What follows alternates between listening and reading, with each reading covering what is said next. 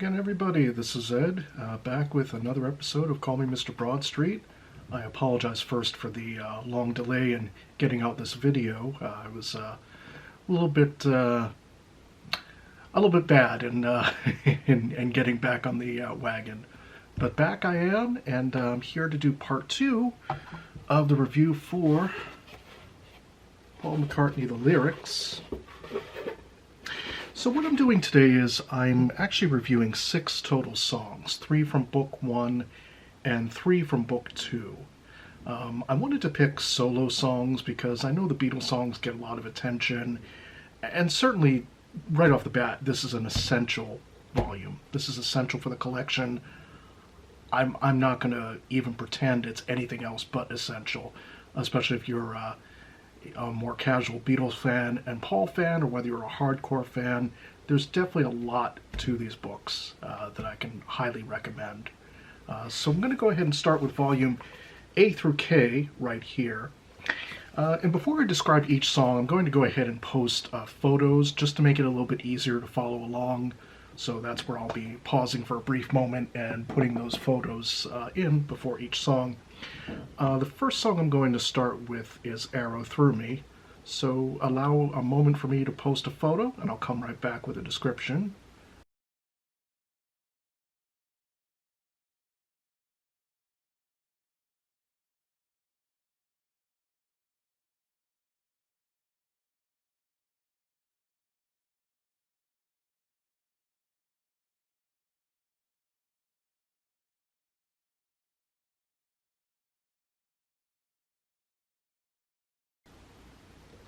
Okay, now that you've gotten a chance to see the photos, so Arrow Through Me is the 1979 song from the album Back to the Egg.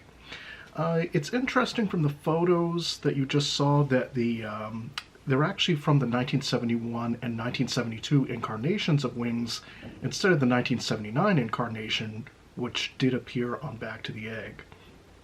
So again, that's the album that this song is from. It's just kind of interesting that Paul points out that the Cupid's arrow is a reference, but it's kind of inverted. Instead of Cupid's arrow striking somebody in the heart and they fall in love, it's kind of inverted where they strike you down. It's the breaking up of a relationship. Somebody's cheated on somebody else. You couldn't have run an arrow right through me, so that's really the meaning behind the song. According to him. It's also just interesting to note that he feels that it's the groove of the song more than the lyrics in this case that really propels the song along. So this is just kind of interesting to have read, to have seen some of these photos. This was actually in my top 20 Paul songs a few weeks ago that I did back with the Two Legs podcast. This was actually number 6 on that list. It's a song I've always enjoyed. Really just the groove, everything about it. Wonderful, fantastic song. Can't recommend it enough. So I'm going to go ahead and move on to the next song. This has always been a favorite of mine. It was not on that top 20 list that I did, but I think a really good track. Paul's actually done this in concert on a few tours. And that's Calico Skies from the 1997 album Flaming Pie. Once again, let me go ahead and post a few photos before I continue the discussion. And here they are.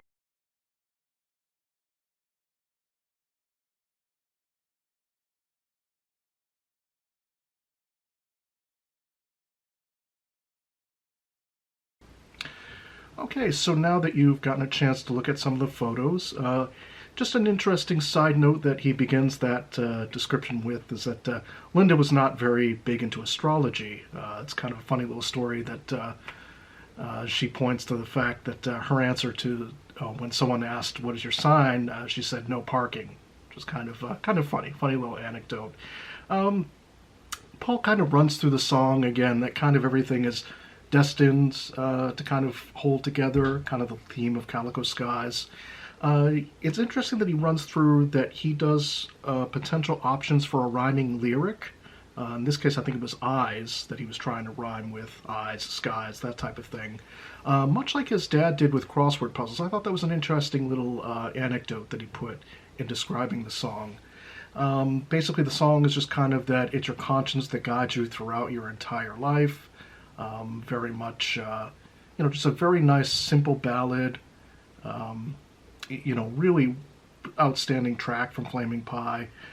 There's actually a very wonderful photo in here from the 1991 when he was composing the song. Interesting little side note is it was during Hurricane Bob on Long Island. So the McCartneys owned, and I believe he still owns, a piece of property on Long Island. So the power's gone out. He's just breaking out the acoustic guitar, composing this song. But it's good he held it off for Flaming Pie. I think it really fits well on the album. So I just thought it's a very nice song, very wonderful track I've always enjoyed.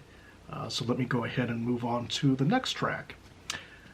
So the next track is from 2018 from the album Egypt Station. The track itself is titled I Don't Know.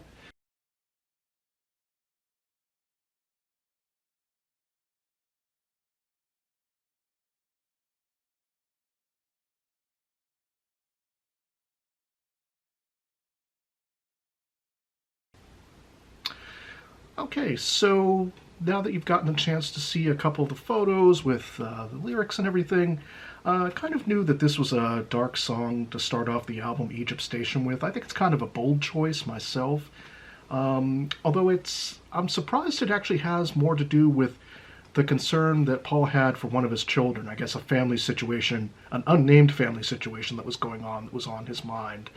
But I think the lyrics could fit almost anything, almost any kind of moment of doubt, just in my personal view. But the chorus reflects what he'll take on as a parent. He's going to go ahead and shoulder the burden for that now grown child, I assume, that he's going to shoulder the burden for them, take on whatever he can for their part, what they're going through, that crisis that's happening. He describes the song, it's a little bit more complicated than what he's usually does in terms of chords, what he normally might write, so I just thought that was an interesting little take on the song as he's describing it. I definitely agree with his assessment that this kind of sounds like a psychiatrist session with Paul. So, he's on the couch, he's having a therapy session with a psychiatrist. Very bold choice to start off that album with, and I'll probably go into more of it when I do the proper review for Egypt Station at some point in the future. I think for me this really more than proves that even at this point Paul can write a very deep lyric, as it were, reflecting personal themes. So he can do a lot of different styles. So this is kind of the conclusion of those three songs from the A through K book. But again, you're getting so much archive material, photos, lyrics, everything. I'm still diving into this book, to be quite honest. There's so much to dive into that it's going to be part of the collection for years, and it could take a while to go through. But in terms of moving the review along, I'm going to go ahead and now dive into Book 2, which is divided song titles L through Z. You're going to have seen the photos at the beginning of the video for the binder there, the binding, as it were. So book number 2, the first song I'm going to pick, No More Lonely Nights. That's really not going to be a surprise to anybody. It's from the 1984 album Give My Regards to Broad Street. It was also a hit single in the US, number 6 in the US, number 2 in the UK.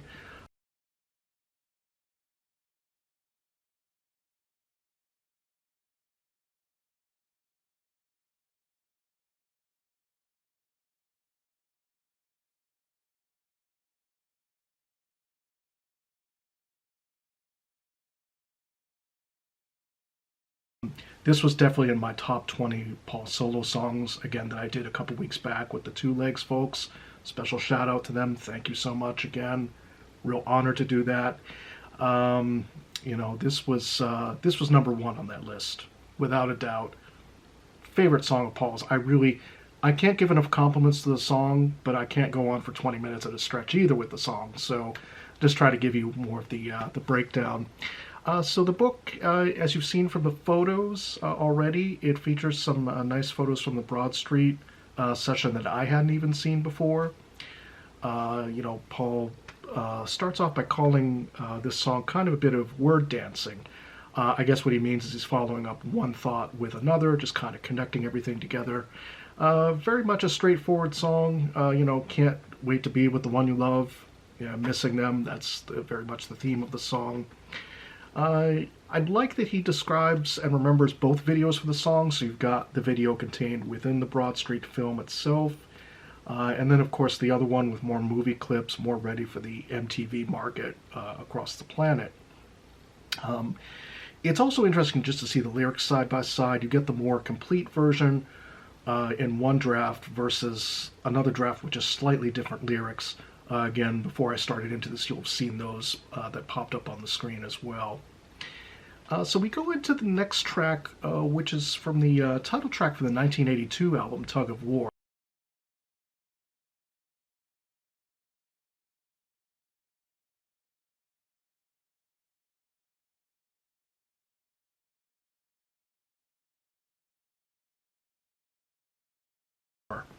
Again, did not specifically make my top 20, but this has always been a great track that I've admired from Paul. Right off the bat, I'm kind of surprised that Paul states that this was written prior to John's death in December of 1980. This came out with the album in April of 1982. So I had always kind of envisioned the lyrics kind of pertain to both of them. Pushing and pulling, it's a tug of war, very much trying to one-up each other. There is some very nice period photos. You get one photo with Stella actually participating in a literal tug of war from 1984. Must have been a summer off from school. You also get a nice little photo towards the end. Again, you're going to have seen the photos before I popped up for this video for this portion of the video for Tug of War. Eddie Klein from about 1985. The reason he's important to the story is he was a key recording engineer throughout Paul's career, his solo career. Sadly, Eddie Klein passed in 2020, so really not too long ago, but he was a long time part of Paul's career. Paul goes into the familiar story with this section of the book, with this song of how in 1980 John heard the song Coming Up from the McCartney 2 album, prompted John to kind of really go in and go, oh, okay, I really better write a good song. There was another new fact that I learned about the song, which I thought was really interesting.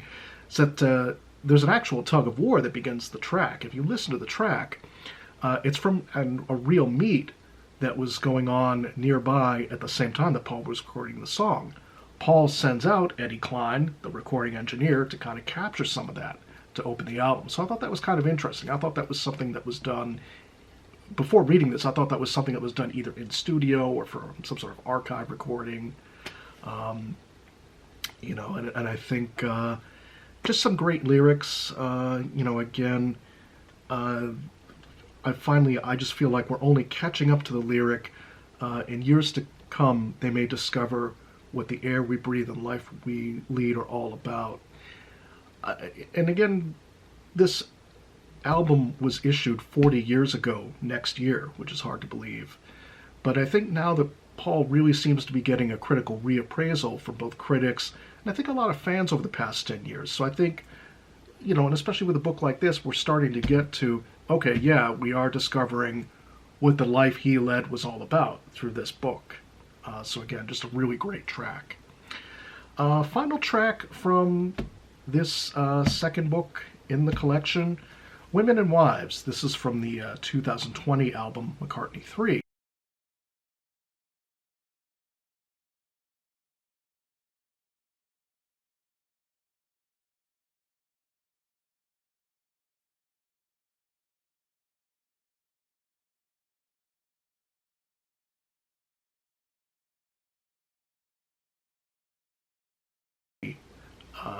And I'm kind of happy and surprised when I read through this that he mentions Leadbelly, the famous blues singer, as an influence. It's also kind of cool that he describes recording the song. He returns to the upright bass that Bill Black was the bassist for Elvis, that Paul's playing it on the record. So he's standing up and playing it, huge big bass. You'll see in the photos here from this particular section. The bass was also used on the Free as a Bird recordings from 1994 and 1995 during the anthology reunion sessions with Paul, George, and Ringo. The song was written by John, so that kind of includes all four Beatles. It's also just a very cool little anecdote that Mary, Paul's daughter, Got to actually sing her take on the song while this was being recorded, so I thought that was kind of an interesting little story that he told. And finally, just the lyrics, what we do with our lives seems to matter to others. This is definitely a strong track. So just overall with the book, I cannot recommend this enough. You're getting a deep dive into lyrics, archives, pictures, everything. So I just really encourage anybody who's a casual fan or a hardcore fan to pick up this book. So now that I'm getting back on track, just thank you all to the new subscribers and current subscribers. Again, if you could just please give a thumbs up, like, and subscribe. I appreciate it. More videos to come, especially since I'm getting back on track. So I hope to see everybody in the next video. And just be safe and just be kind to one another. And see everybody next time. Bye.